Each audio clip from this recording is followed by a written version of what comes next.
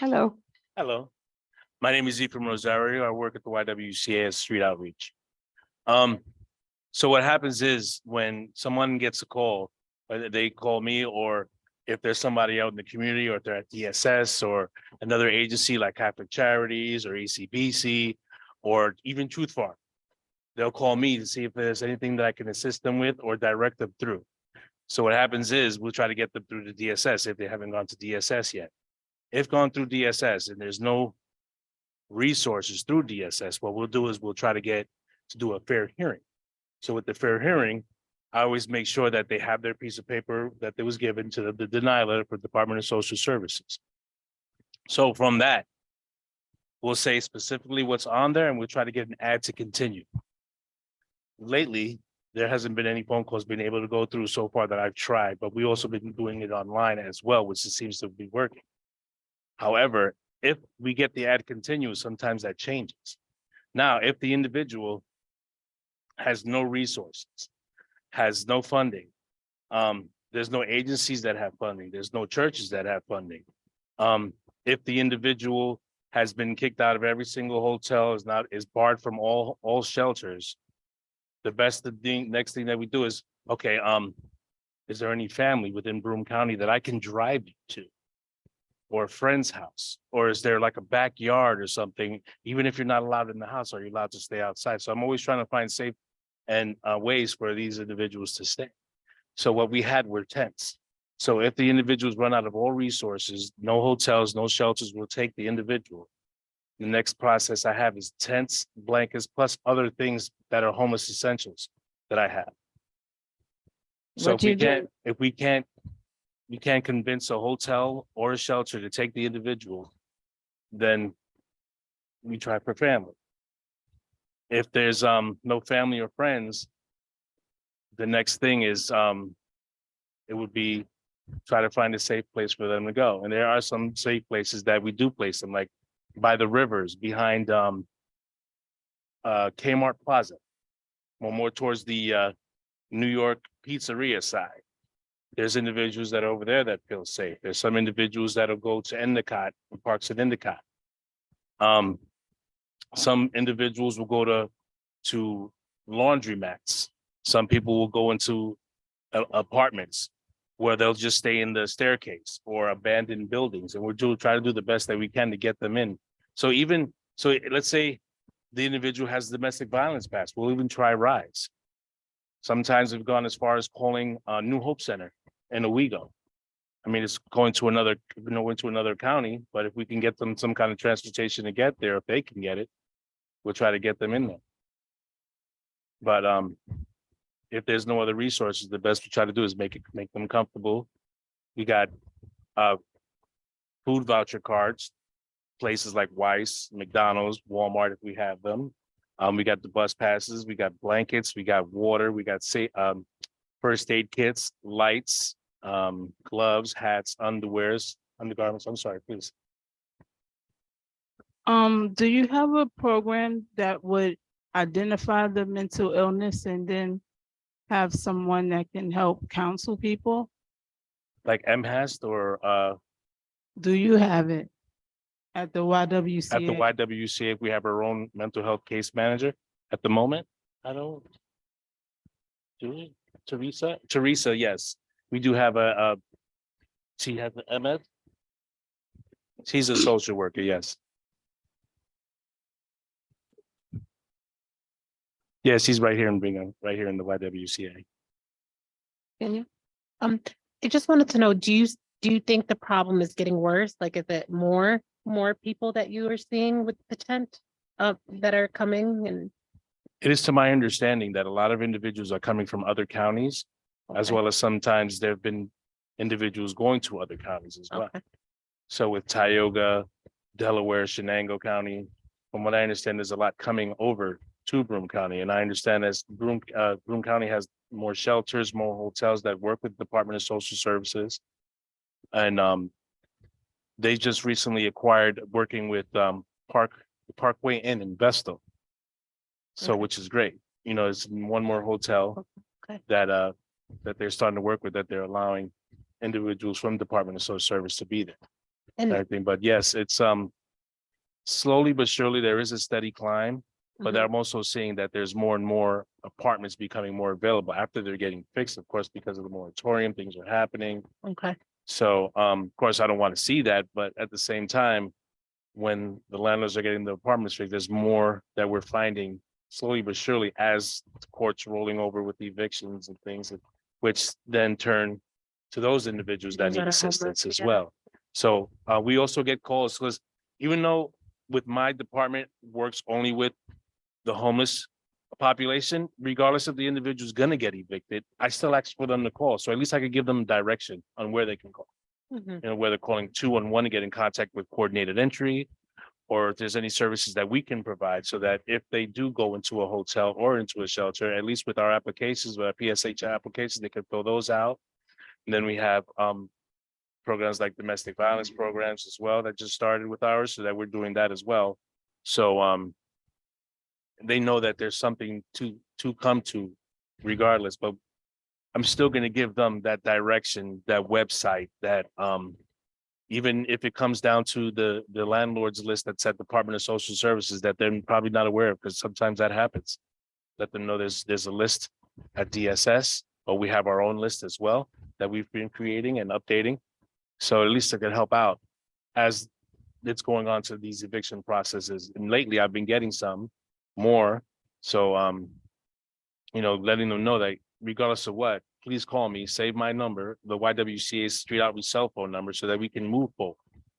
And do you find that DSS is helpful, like with your process? When it comes down to like, if let's say an individual needs a ride, or if the individual just needs assistance with looking for housing, I've tried to create a rapport with them so that at least if they have somebody who needs that little extra assistance, we can help out. And then with our DSS RSP program, the residential rental supplement program, Mhm. where they get to sign consent forms, and then we have the two young ladies here, Melanie and Tanya. They go out to the hotels and they get to have them fill out their applications as well. So there's more and more that we're getting to help out. I'm So- sorry, I just have one last question. I'm sorry, I'm like, Please. just really interested in. So do you feel like with like this money from CDAC, do you think that this would really like help the program more even through like the trials, like you said before, DSS is not as helpful. So the money that we would be able to provide for you, do you feel like that would really, really help you beyond DSS? Well, it does definitely help us out with obtaining more resources to help those out that are more or less unfortunate, those with mental health that where situations do happen where they can't get into a shelter or hotel, or those individuals that that come out, let's say for those coming out from incarceration, some come out late in the afternoon, late at night, not able to make Department of Social Services. If I get a call from the Broome County Sheriff's Department, I'll try to go up there and pick them up. If the company car is available, or try to get them somehow, or some way. But it definitely helps us more, and being able to give more resources and be ready for those individuals that need assistance. Thank you, sorry. Thank you. So Ephraim, could we ask you, and I'm sure we will hear more about your program when you come in and present to us. But as you're doing that, can you also give us an idea of what resources you'd like to see, what kinds of things you'd like to see? What we're looking for right now is not only what the need is, but what you guys think might be solutions that are not being thought of right now. So we ask you to think out of the box, maybe when you come back with your presentation, your program presentation, Yes. to do that, because what we're hoping to do today is to gather the information about what the need is, and we see that your need is great. So I think we can move on to see what possible solutions we might be able to at least consider with our limited funding. So if you could do that for us, that would be fantastic. The number of people that you have, the demographics, and then what kinds of needs you have. This would be very helpful for us. Thank you. Definitely. Thank you. I Thank you. think someone said they had something. Yes, ma'am. Sure. Of course, sure. you don't, that was a rhetorical question, I hope. Thank you. Before Thank we you, Ephraim, continue for further, everything you do. I just want to point out that I did not push record until Ephraim just started speaking. So can the first person come down and restate it? No, who was the first person that came down? Just so I have it for the record. What's your name?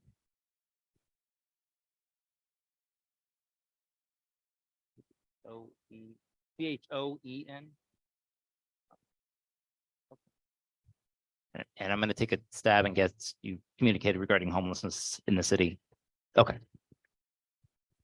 Okay, thank you. Thank you. I And do we asked- apologize for that for everyone. I No. also just started the Zoom meeting too. That's okay. And we asked her to provide, if she could, a breakdown of the demographics to see what kinds of housing could be provided that would be most efficient and most effective. That was pretty much the gist of what we said, right? Ma'am, please come down.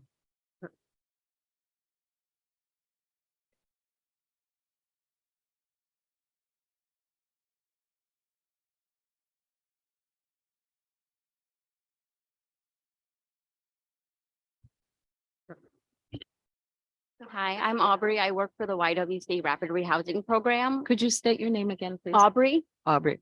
so the issue I'm seeing is that finding individuals that are in my program. Your mic's not on. Microphone. Oh, it's the light screen. Is it just, oh. Is that better? Yeah, Okay. don't be afraid of it. So the issue that I'm seeing with my individuals that I'm working on housing, so I work with women that are in the shelter, but I also work with a lot of clients that Ephraim may pass on to me, whether they be single males, single females, families, whatever. You give them to me, I'll find housing if I can. The issue that I'm seeing is that landlords are asking for a credit score of 625, like a minimum. And for being chronically homeless, like that is honestly almost impossible. And the application fees, and these people have barely money to survive anyways, and they're asking for $20-$25, and then they're denying them.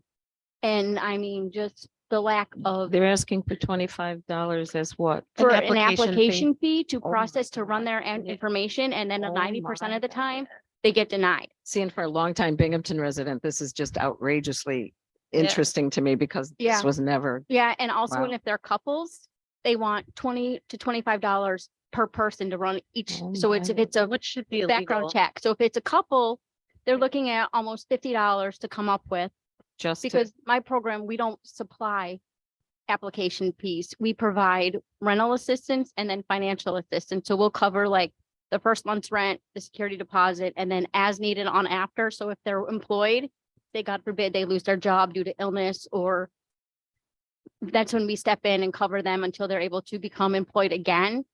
Or we'll cover, like, say they have like a back utility bill in order to get their services turned on. That's what we cover. So we cover very minimal things. So I Right. mean, just being able to have money to cover application fees, or even like the women in the shelter, covering application fees for them because they don't have anything. And also with DSS, they only provide 401 for a minimum income, and a lot of landlords now are calling for at least $500 for an efficiency apartment. So even if they get DSS, they're still not able to come up with the money to sustainably find housing because they're not able, the funding is not there.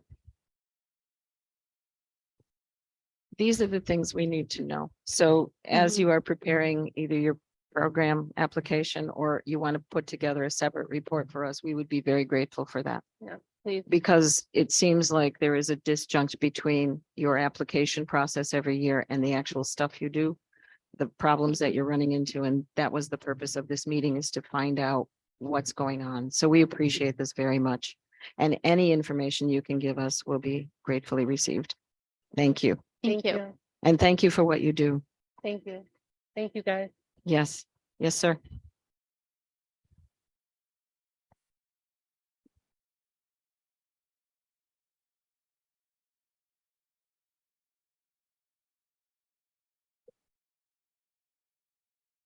Good evening. Hello. Good evening, everyone. I'm Brian Daniels. I'm quality assurance at the YWCA. You want it out of the box, so I'm going to throw something out of the box because I don't know what you spend money on. But we do serve people who have support animals, service animals that will not give up their pet. They may not have documentation that it's a service animal. So a hotel may not take them because they don't have that documentation. Is there any way funds could be maybe allocated to some boarding programs for that cover pets where they could safely put their pet into a boarding area, come to emergency housing shelter, the hotel, get those services in place, and then go back and get their pet. I would Uh, hope that you would include that in the information that you give us back, because I think many of us pet owners, you just touched our heart with that one. Yeah, so Yeah. I mean, I have all my animals are rescue animals. So Mine too. everyone should know that if you're homeless, that only companion may be your dog. So you're not, or cat, whatever that is, but you're not going to give that animal up Yeah. to go to a shelter. Yeah. You're not going to just let it go. So Mm. on the flip side of that, Tanya, who works with me, she found one of the veterinarians in the Endicott, right? Dickin Memorial, who has a pantry for pet supplies, food and everything, that if you need to get food for your pet, you can go there and they will give you food for your pet. So she did some outreach for that and just, That's she awesome. has some connections. So we made that aware to people at the senior staff meeting, and Ephraim knows that as well. He can pass that along to That's good to know. individuals that may have a pet out there. So That's that is my concern. Yeah, so.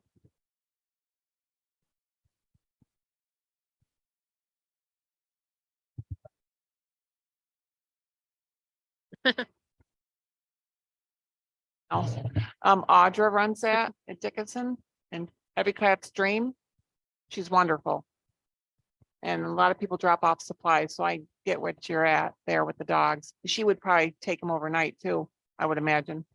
Yeah, And so there's, border them. there's any kind of funds that could be allocated Yeah. to a service like the Humane Society or anyone that boards animals.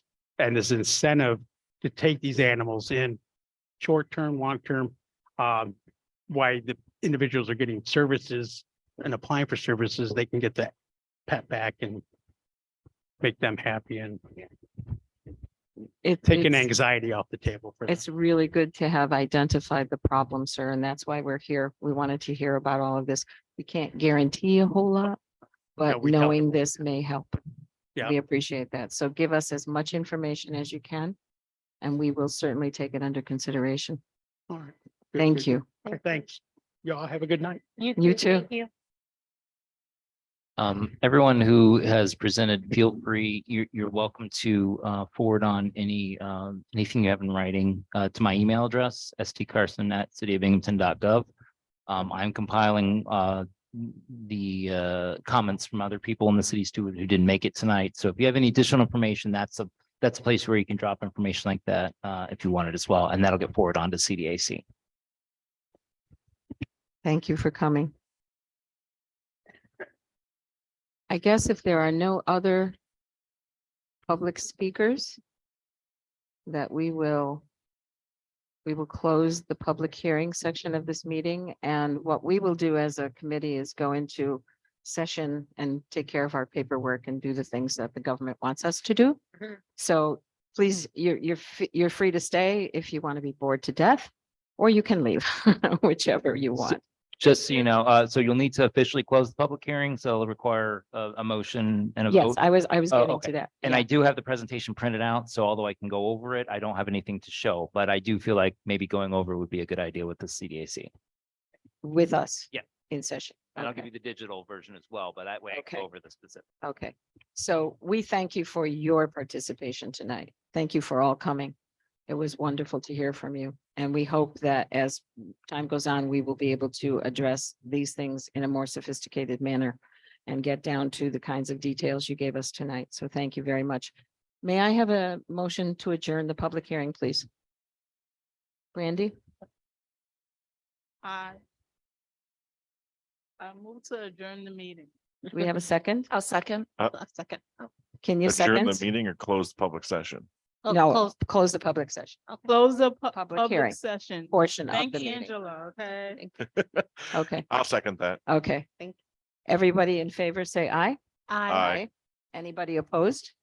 Thank you. The public hearing is now adjourned. Thank you. So, Steve, do you want to? Thank You too. Good Thanks for night. everything. Really, we really appreciate it. Do you want me to Thank go over you. the presentation or do you want to do the paperwork first? It's up to you guys. Presentation, I hear. I know I have to leave in like 10 minutes. So if do the we could- presentation. Yeah, whatever. Okay, do it. You want the short version? Yeah, But we please. can't do minutes because Michelle's not here, right? True, we could pass the minute. I mean, you could kind of approve them, but yeah, you're right. The secretary's not here. So maybe miss those. And honestly, everything else is pretty much something I can handle via email. The packets are Okay. available up Okay. there. Pick them up only if you said you wanted paper packets. Which If you I wanted did. digital copies, you've already been sent them. Okay, all right, good. But physical copies are up there if you wanted a physical copy. I brought 6 down. I don't remember who did what, but I'll check if I Oh, run there- out. There will be I'll a find big- out who said they wanted digital copies and picked up a physical copy. Well, you got yours already, didn't you? Yeah, you picked yours up. Okay. So is that all the paperwork for now? I think so. Okay. Yeah, Normally I stand up when I do a presentation, so I do apologize. it's late. So I'll go over basic stuff about the questions you had asked. I'll try to hit those specifically. I will also provide this as a PDF to email to everyone. So the total population of the city is about 43,000 people. If you define the non-minority population as white and non-Hispanic or Latino, the non-minority population is 70% of the city. Therefore, the minority population is 30% of the city. About 16% of the population is elderly, 20% are children. 1 in 5 of city residents are disabled in some way, which is heavily correlated to age. About 5% or 1 in 20 of the population of individuals of school age or higher, so anyone 5+ have English speaking difficulties. Wow. You said that's 5%? 5%, yep. So here's the population pyramid. It's any demographic thing. So the population pyramid is essentially a top-heavy pyramid, which is indicative of an aging population. You can see the boomer. Well, I know that's considered an insult, and I don't mean it to be, but the baby It's- boomer generational bulge. No, there. we were actually born before that. Anything like that was an insult. So Okay, don't all say right. that. Yeah, I just don't want to Yeah. insult anyone. We're very informal group. But there is a very enormously large band of the essentially college age kids, and that makes sense. But it does look like the number of kids being born has increased a bit. So it Hmm. looks like after a while, this may, although there may be a slight bulge as the baby boomers get older, that might eventually turn into a more, I hate to say proper, because there's no such thing as a proper pyramid, but more pyramid looking other than the college kids going forward. We don't really have any data connecting our program usage in specific students, but I can tell you several programs we have, such as the CARES Backpack Program. Multiple of programs of the Boys and Girls Club, Urban League, and Achieve have served over 700 kids just last year alone, many of which are probably duplicates. We also provided funding for capital projects like the Police Athletic League Camp, and that served 116 kids last year. So in general, HUD funds are spent across the city. It's easier to say where they're generally not spent, and that would be the 2nd district and parts of the 5th district. There's sort of this Do you low know why mod, that is? Or, the parts of the 5th district, oh, the 2nd district, that's So my. that's west side. Yeah, That's that's where like, I live. yeah, so yeah, that's generally there's not too many LMI funds there because not too many people there qualify for them. So not Okay. much is spent there. And then the 5th district, essentially to the Halfway. west of, is that Pennsylvania Ave that goes up to the zoo? Oh, okay. And then that chunk sort of to the east of that too. So there's like a little spine up Pennsylvania Ave that's low income. And generally funds aren't spent there as well. There are some other pockets in the city, and that's just the way the census works, but that is essentially how it breaks down. We have 25,000 housing units in the city, going by population. That's approximately 1.7 people per house or per housing unit. A housing unit is anything that you live in, essentially. So it could be a rental unit, it could be 1, 2, 3 family, whatever, but we have 25,000. Of those, approximately 22,000 are owner occupied, which is about 45% Rental tenancy in the city is 54%. Our vacancy rate's about 12%. So of those 25,000, approximately 3,000 are vacant units. I cannot tell you about the quality of the vacant units though, unfortunately. Okay. This is the big extreme amongst the homeowners, of which roughly 50% of the population of units are homeowners. 3% of them are in poverty. 46% of renters are in poverty. So, there was a request for questions about supportive housing. Supportive housing is a very specific term. The city generally does not provide funding for supportive housing, but I will take that back and say we do provide funding for CHODOs, which are home fund backed rental rehab units. And we have provided some assistance to those. Family Enrichment Network and Greater Opportunities, both of the last few years, we put about $400,000 into them on a couple projects on the Liberty Street area. None of those fundings were used for salaries. It was completely rehab. Right. So regarding housing interventions, we normally were funding FIN's homelessness prevention program every year. Sorry. Speaking of coughing, COVID changed everything. Since 2020, FIN has spent almost $500,000 of both CDBG and ESG funds on rental assistance, and very likely will spend $250,000 or more in the future. Homelessness. So this was supposed to be broken down into a housing category, but homelessness by definition is a housing problem. According to the 2020 point in time count, I tried to use the 2022, but it looked weird and funky. So I'm going with the 2021. There's about 300 homeless individuals in the entire 5-county area. Breaking it down into particular groups that may interest you. Most of those were concentrated in the city, or at least the urban area, Endicott, Johnson City, Vestal, Binghamton. 71 families with children are homeless. 10 homeless children, so children homeless, no parents on the scene. 63 single males, Oh my goodness. 173 single females, and 1 single counting as transgender nonconforming, which is a group that actually does have a higher proportion of homelessness. Mhm, mhm. I heard the exclamation there. The homeless kids, I believe most of those were in TTLP. So many of them were couch surfing, Okay. but that does not mean that there aren't teenagers on the street. So this is the PIT. This is a snapshot on one day in the city. Am I moving them the wrong? Correcting me, jeez. Okay.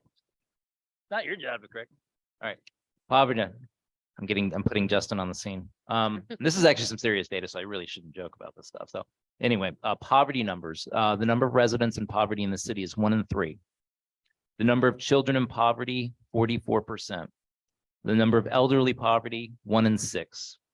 The number of single mothers in poverty in the city of Binghamton is 1 in 2. 50% of single mothers in the city of Binghamton are in poverty.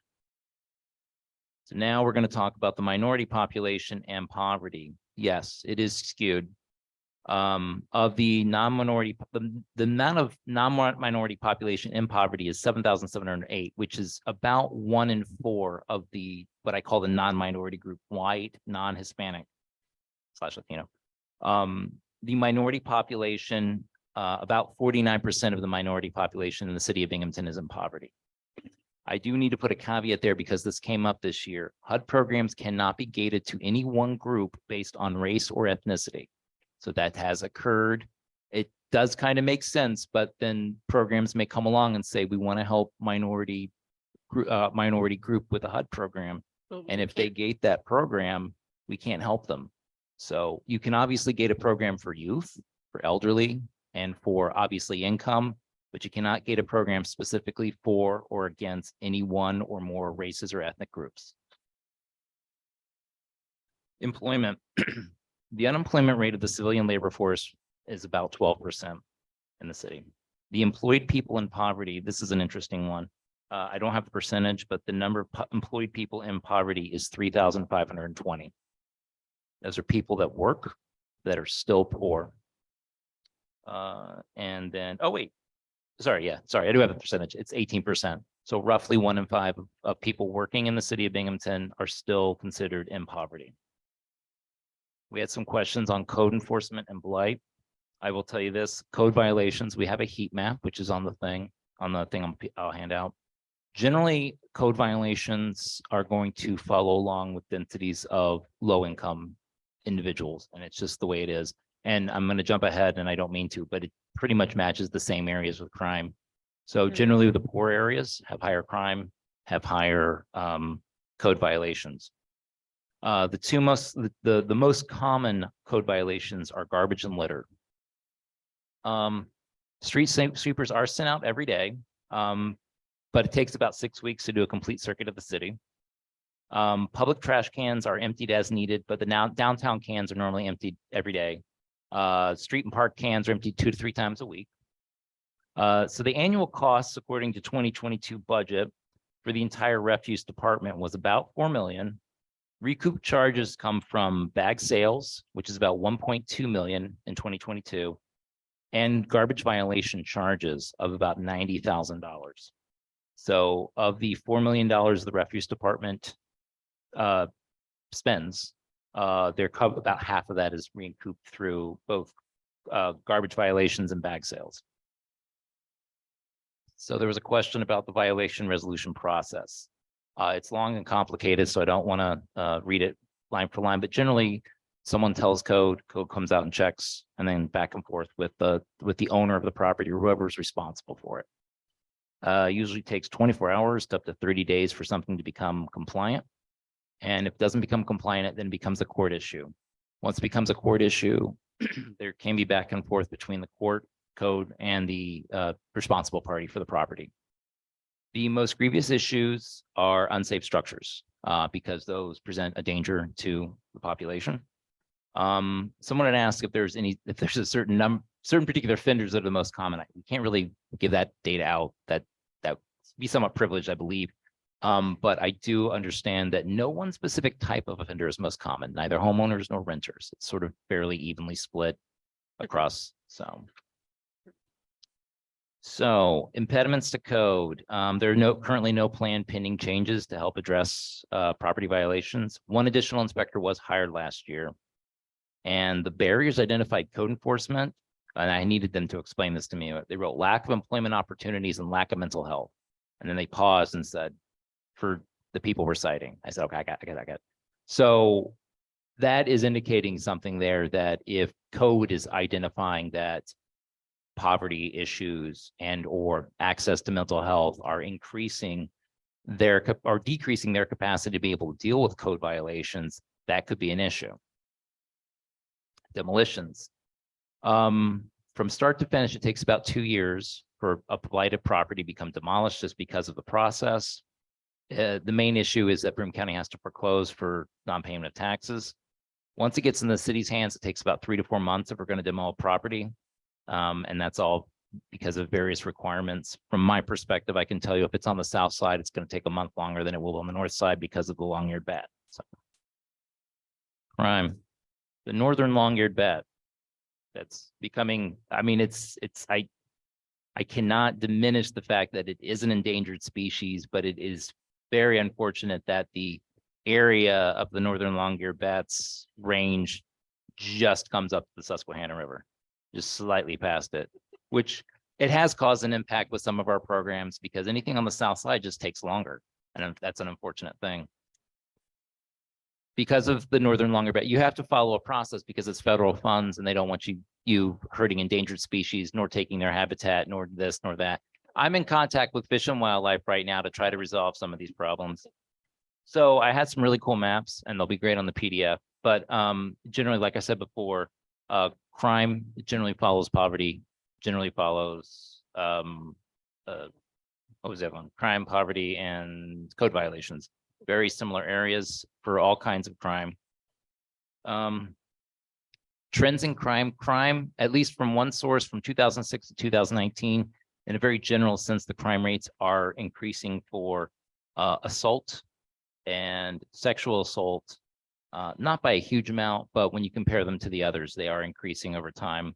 Robberies has kind of evened out, and even murder is, except for the unfortunate 2009 incident, has generally been fairly low. We had maybe one murder last year on the west side. So it's not a very common trend, so it's difficult to say.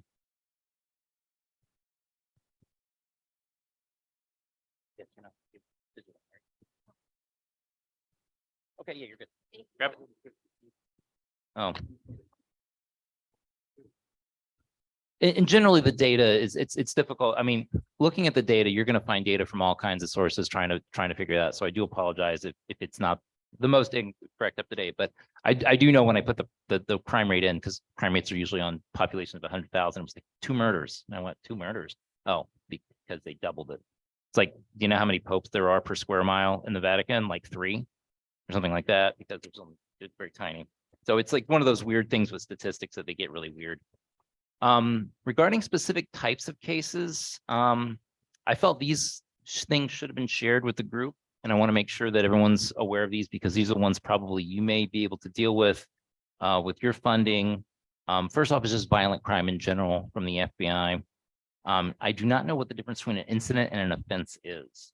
But essentially since they didn't really start tracking this data till 2020, so I only have 2021 and 2020, but the incidences and offenses dropped off by quite a bit from 347 to 309 and 372 to 345. So they did drop off in that 1 year, but it's 1 year's of data. It's difficult to correlate from that. However, I did find data on hate crimes in the city. In 2020, there was 1 anti-LGBTQIA hate crime documented. And in 2018, there was 2 hate crimes documented, one again, an anti-LGBTQIA, and one that was an anti-Semitic attack. So I'm going to point back to the homeless situation and understand that in regards to the transgender non-conforming, that is a population that is oftentimes seen as more vulnerable. So just be aware of that. And then finally, domestic violence. I got this from New York State Department of Corrections and something else. Domestic violence numbers have kind of somewhat stayed steady, and that's not a good thing. In 2017, there were 324, and they pretty much floated around between that and 350, even up to 2021. So 2021 had domestic violence cases in the city at 342. That includes multiple types of domestic violence, but I couldn't tell you the specifics, whether that includes, say, verbal domestic violence as well as obvious physical violences too. So that's that. That was a rather eye-opening thing when I was going through the data with it. Does anyone have any questions about specifics in data that I may be able to clarify for you?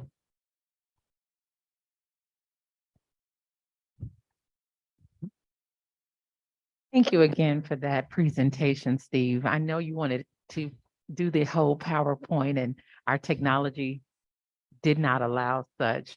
But I do have a few questions for you, and I know you will be emailing us with Yes. the citation. Are the citations? Unfortunately, no, unless I wrote FBI. I mean, I wrote FBI down for some of them. Most of the data I pulled from the Census Bureau. So if you just go to Census Bureau data, you can look up most of these numbers. I tried to use the ACS, which is the American Community Survey, and I tried to use the most recent one. But like I said, these sources are from all over. So don't hold me. It's difficult to go to one data set that has all the information you're looking for. So, Absolutely. and I do apologize. I should have cited better, but I'm trying to grab all the data. And I didn't do the best citation. As someone who has an academic background, I feel bad. No, do not worry. Do not. We will not penalize you for or call out plagiarism in any way. But I do want to make sure when we're using the term poverty, are we using the poverty index? How is poverty defined? It's whatever the census definition of poverty, and where it gave me, it would either say at or below the poverty level, or it would give at 50, 100, 150. 100 was the percentage I used because that would be 100% of the poverty level. So any individuals who were at or below 100% of the poverty level. Perfect. And then, so we can assume that when you say elderly, we're using those age categories as by the census as well, 65 plus. 65 or older, yes, correct. Because that's kind of sort of what HUD uses too, although HUD pushes it also down to 62, but you can't really get that. It's like I said, it's sometimes when you're trying to deal with multiple data sources, you can't always get the cleanest. But yes, in my situation, when I was looking elderly, I was looking at individuals 65 or older.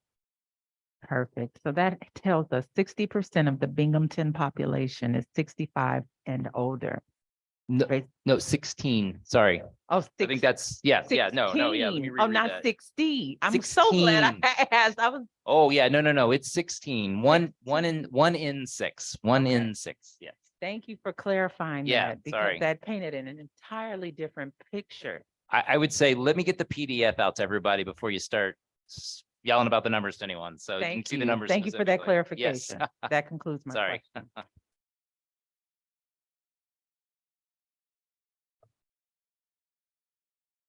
Thank you, Steve. Mhm. We really, really appreciate it. Deb has a. Oh, question. Madam sorry, Chair, I Deb. do apologize. I must leave.